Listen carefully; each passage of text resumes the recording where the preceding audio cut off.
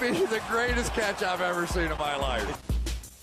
Alright guys, again, I apologize for the low quality. Hopefully I can get back on the webcam soon, but until then, we're just going to have to continue going with these picture overlays. I mean, my face doesn't really matter anyway. It's all about the information. It's all about what we are talking about. And today's video, we are going to be talking about my top 10 rookie wide receivers. Maybe I'll have some time at the end of the video to get into some guys a little bit deeper. But, I mean, we got all offseason. I know most people don't have their rookie drafts for a couple weeks, maybe even a couple months. I hate having that set up. I hate leagues that actually have their rookie draft over the summer. Y'all know I run all the flock leagues. Those drafts start the night of the NFL draft. Right after the NFL draft starts, I give it about an hour, wait until about the 20th pick or so. Then that's when usually the clock starts, and that's when the picks start coming in. But I know some people like to wait all offseason, so we're going to continue to get rookie content out throughout the offseason, especially even if you already had your rookie draft. You can go out there and make trades for some later round rookies. But we're going to focus in on the top 10 today. And yeah, let's just start it off with my wide receiver one, who is CeeDee Lamb. Now, you'll know CeeDee Lamb was my wide receiver one pre-draft, just like I had A.J. Brown as my wide receiver one pre-draft last offseason. The only difference is I am not going to make the change this offseason. I know last offseason I made the switch from A.J. Brown to N'Keal Harry after I saw the landing spots. Here we are a year later, and I really should not have done that. I should have stuck with my initial pre-draft evaluation, and that is what I'm going to do with CeeDee Lamb, even though some people will argue that it is a bad landing spot. And by no means is the landing spot for CeeDee Lamb good. I mean, I would have much rather seen him gone to the New York Jets or the Oakland Raiders, but here we are in Dallas, and I do think that Dak Prescott is going to be a quarterback that is going to be able to put up the volume that keeps CeeDee Lamb and Amari Cooper both fantasy relevant. And I think CeeDee Lamb is going to really completely wipe away any production that Michael Gallup was expected to see in 2020. There are a ton of vacated targets with the departure of Randall Cobb and Jason Witten in that offense. So CeeDee Lamb is going to be able to come in.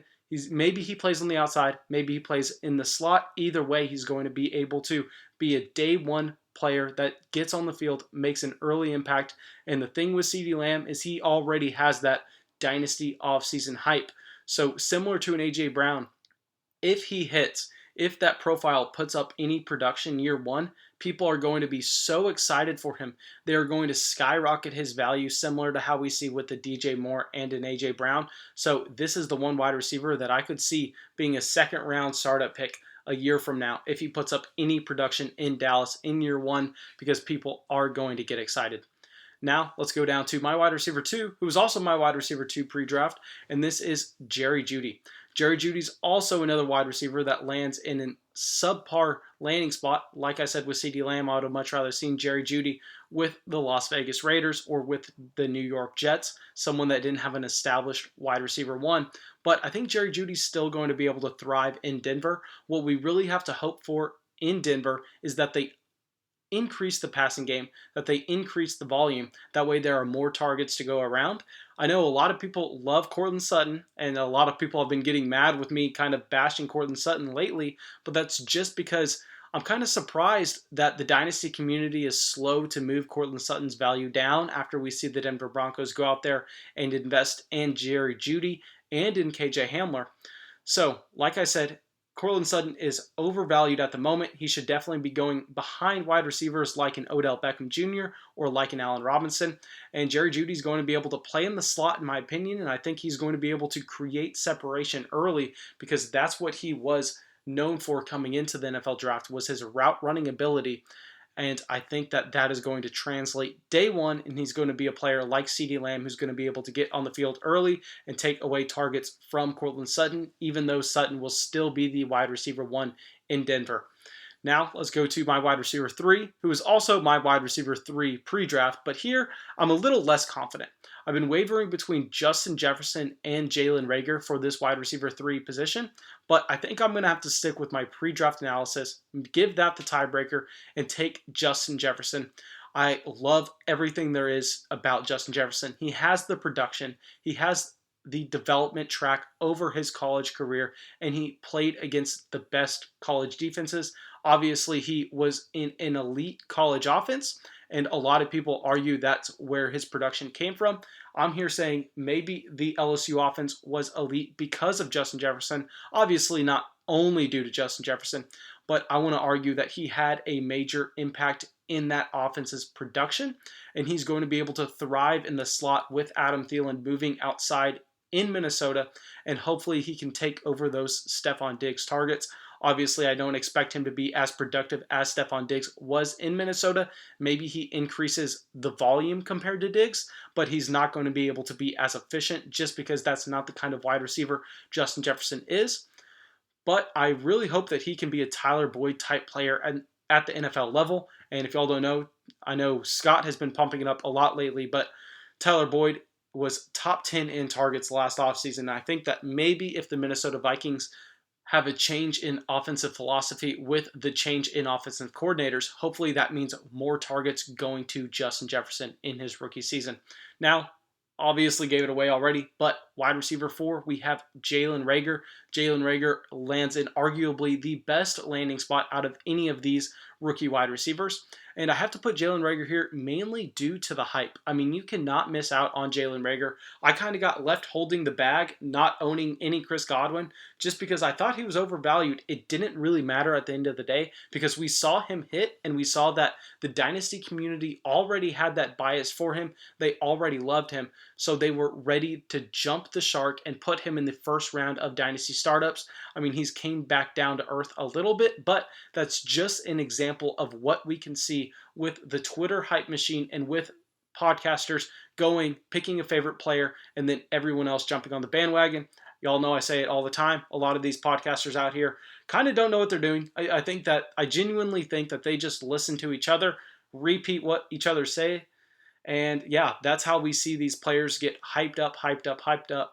And like a player like Curtis Samuel last offseason, someone can rise in ADP over 6 rounds, not due to anything that player did, but just because every Dynasty podcaster loves to talk about the same player for a month at a time, and Jalen Reagor is one of those guys. So investing in Jalen Reagor right now is definitely a safe bet, just because in your Dynasty league, there's always going to be someone willing to go out there and trade for him, even if you don't like him. So that's the stance I'm taking with Reagor at the moment. I have him in a couple Dynasty leagues, and I don't know if I'll have him for years to come. I think maybe I'll wait year 1, see some production, see that spike in value, then try to sell then. But Jalen Reagor definitely lands in a spot that's going to be able to help him thrive if he can at the NFL level. Now, rounding out tier 1, this is a tier of 5 wide receivers, and Henry Ruggs is at the very end of it. Henry Ruggs was actually the first wide receiver off the draft board in the NFL draft, and I know a lot of people are saying, Mason, how are you going to have Henry Ruggs as your wide receiver 5 if the NFL valued him as their wide receiver 1? And I know I have kind of said this throughout the entire offseason, but it's because Henry Ruggs can actually be the most NFL impactful player out of this entire draft class, mainly due to what he can offer with his speed and stretching the defenses for the wide receivers underneath for the Las Vegas Raiders. But that doesn't necessarily mean he's going to be able to command the targets that we need in Dynasty Fantasy Football when we want to score fantasy points. So it's entirely possible that Henry Ruggs is the best NFL asset out of this group, but the worst fantasy asset. Now, Henry Ruggs, you can't ignore the upside. I know everyone loves to point to Tyreek Hill. I don't think he necessarily gets there. I think Tyreek Hill's more of an outlier. But Henry Ruggs is a player that I believe can make a day one impact because he's going to be on the field early because of what he can offer with his speed. And at Alabama, he was extremely efficient per touch, and he had a ridiculous touchdown rate, which we can obviously not expect to translate fully to the NFL. But at the same time, we can expect him to be able to break off big plays and really make an impact. Now, let's move down to my tier 2 of wide receivers, starting off with T. Higgins. And I know a lot of people are going to have T. Higgins a little bit lower than this, but we have to zoom out and really look at the overall Dynasty profile. And T. Higgins is a guy kind of the opposite of Jalen Reagor. I know I said it earlier, but podcasters always love to talk about the same exact guy. And because of that, if nobody's talking about T. Higgins, nobody else is going to talk about him. And he's a guy that's kind of flown under the Dynasty radar throughout the entire offseason. And I mean, he's never talked about across any podcast. So I think that's why the Dynasty community is a little bit lower on him. But if we look at his overall draft profile, I believe that he is actually the replacement for AJ Green. AJ Green is going to obviously still be around in Cincinnati in 2020 if they decide not to trade him. But at the same time, T. Higgins may even see the field a little bit earlier than 2021 if we see an injury to either John Ross or AJ Green. And both players have been injured a lot over the past couple seasons, so it is entirely possible. Now, let's go to 7, another player that I think can command a good amount of targets at the NFL level, and this is Michael Pittman. Super high pedigree player coming into college, kind of disappointed early at USC, but came on strong later on in his career. He has the physical traits to one day be an NFL X wide receiver, and that's kind of what the Indianapolis Colts are lacking. They really tried to get that player in Dante Moncrief a good while ago, but obviously that did not work out. Then they brought in Eric Ebron. Eric Ebron goes to Pittsburgh. Now they bring in a new big-bodied guy, this time at the wide receiver position, in Michael Pittman. Hopefully he can be used as a red zone weapon, and this team may look to slow the ball down just a little bit with Jonathan Taylor and looking at Michael Pittman short. Now let's go to number 8, a wide receiver that was actually drafted in the first round, but I'm going to have him all the way down here, and that is Brandon Ayuk. My problem with Brandon Ayuk is he's an older prospect, so similar to like a Deebo Samuel or similar to a Terry McLaurin, even if he hits year one, the Dynasty community is not necessarily going to be all in on that player like they were with a DK Metcalf or an AJ Brown. And we're not going to be able to see his value skyrocket. And I actually don't even think he has the upside to ever skyrocket in value, mainly because of the team he lands on. He lands on the San Francisco 49ers, who have George Kittle, and this is what I believe is going to limit Brandon Ayuk's upside. George Kittle will always be the number one in that offense. He's always going to be the red zone weapon, and this is an offense that doesn't necessarily want to air it out as much as the Chiefs do. So really we're looking at Deebo Samuel, George Kittle, both ahead of him in the target order. And really, that's not getting me too excited about Brandon Ayuk, especially considering he was an older prospect. Now, let's go to a kind of a hybrid player, a polarizing player too, just because we don't necessarily have his official testing numbers because he was injured at the combine and he's dealt with significant injuries all throughout his entire career. But this is Visca Chennault. With Visca Chennault landing in Jacksonville in the second round, I'm actually extremely excited about him.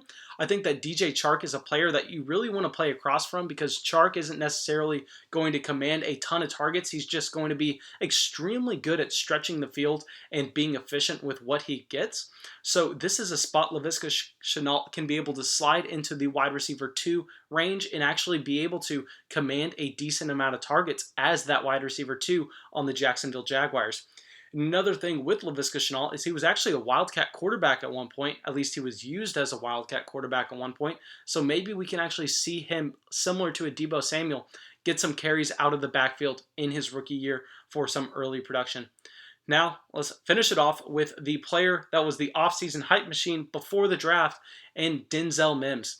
Denzel Mims is also a player that lands in a fantastic landing spot with the New York Jets. He does fall a lot longer than most people expect. He still is selected in the second round, but because of how deep this wide receiver class is, it was at the very end of the second round, I believe, behind like 7 or 8 NFL other wide receivers. Actually, way more than that. I think he was maybe drafted behind 10 wide receivers, but it doesn't matter. He finds himself in a spot where he's going to be able to get targets right away. He's going to be able to play on the outside, play that X role, Brashad Perriman across the field from him, stretching the defenses, and Jameson Crowder working underneath. Now, side note, I think Jameson Crowder is actually a fantastic buy in Dynasty leagues right now with the addition of Denzel Mims. I think that Denzel Mims and Brashad Perriman are going to make a ton of space for Jameson Crowder to operate in the shorter areas of the field. Now, we have a couple more minutes. Let me jump into just some guys that are going to be right on the outside of this here, and that are Bryan Edwards and Chase Claypool. I love these two players when it comes to their landing spot and their draft capital. I didn't necessarily expect either one of these players to go this high in the NFL draft or land in a spot like this. Chase Claypool obviously looks like he lands in a crowded depth chart in Pittsburgh, but we know Pittsburgh has been fantastic, probably the best in the league at developing wide receivers, and we hear constant reports that Juju Smith-Schuster may not be back in 2021, so Chase Claypool could actually be looking as the wide receiver 1 in Pittsburgh in 2021, especially with their recent track record of hitting on these wide receivers. Now, at 11, we see Bryan Edwards, and Bryan Edwards is going to be able to benefit from Tyrell Williams and Henry Ruggs both stretching the field. And similar to Jameson Crowder in New York, he's going to be able to operate underneath. He ran a lot of screen routes at South Carolina, which is why I'm a little concerned about him. But I think that he's still going to be a guy that's going to soak up targets in Oakland. And yeah, a guy to look out for. But that's all I got for y'all. Really hope y'all enjoyed the video. Really hope y'all got something from it. As always, leave a comment with your top 10 rookie wide receivers. And yeah, have a great day.